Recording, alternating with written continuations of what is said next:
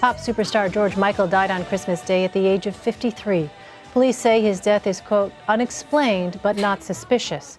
Michael started his career as part of the duo Wham, but later emerged as a solo superstar in his own right and as a sex symbol. For more on George Michael's legacy is Jennifer Peros, Entertainment Tonight senior news editor. She joins me now on the phone. So, Jen, what details do we know about George Michael's death? Yeah, another shocking loss to the music and the world in general yesterday. So what we know as of now is that George was found laying in his bed at around 2 p.m. London time yesterday on Christmas Day. There's a lot of details, of course, that are still left to be answered. An autopsy reportedly is being done today.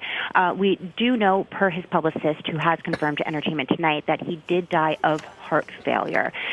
Police have ruled out any suspicious activities, so we don't think that he was murdered or anyone did this to him. That is definitely out of question. We do know that he had died in his sleep peacefully. So now we just have to really wait and see what exactly caused his death at the young age of 53. We also do know he hadn't been seen publicly since September. He had died at his home in Oxfordshire, which is about an hour and a half outside of London, and he had been working on a documentary that was going to be released in 2017. So he had a bunch of people working in his home on the 23rd. Nile Rodgers, who is a famous music producer, was actually working on this documentary with George. Now, he hadn't seen him on the 23rd, but there was a full crew of people working at his home in London then.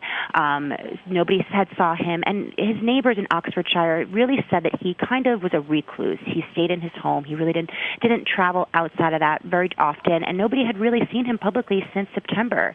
So now we're just kind of working on putting all those pieces together to see what those last couple of months of his life were like.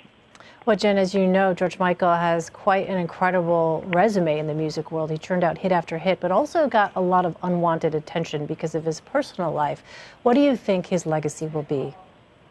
Yeah, George Michael is somebody who really pushed the boundaries, especially early on in his career. And he, of course, had been gay, but he really kept that, not secretive, but he didn't feel the need to broadcast that early on in his career. And it didn't come out, of course, until, that famous, unfortunate situation that had happened in Los Angeles, where everybody then had really found out that he was homosexual. But I think if George Michael is going to leave us with anything, he definitely showed everybody that, you can be yourself.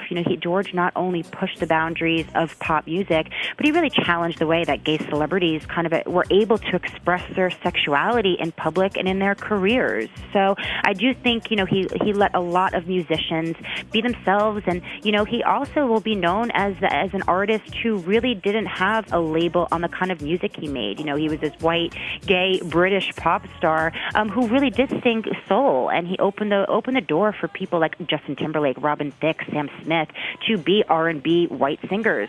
So he definitely, of course, is a huge loss to the music world, and kind of, ends a really, really bad year, 2016, with the loss of many celebrities that everybody had loved. Yeah, on that point, Jen, we have seen several iconic musicians pass in 2016. Prince, David Bowie, Glenn Frey of the Eagles, now George Michael. Tell me about how tough a year it's been here in the music world.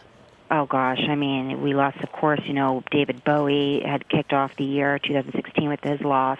And then Prince, we had the Eagles, Glenn Frey die. And now, I mean, I think Madonna kind of summed it up perfectly in the Instagram that she posted last night. She says, "Farewell, my friend. Another great artist leaves us. Can 2016 blank off now?" Yeah. So I think she kind of summed that up pretty quickly, that this year, saw a lot of big losses, and it will be nice to just kind of start a new year fresh. Yeah, absolutely. Entertainment Tonight senior news editor Jen Peros. Jen, thanks so much.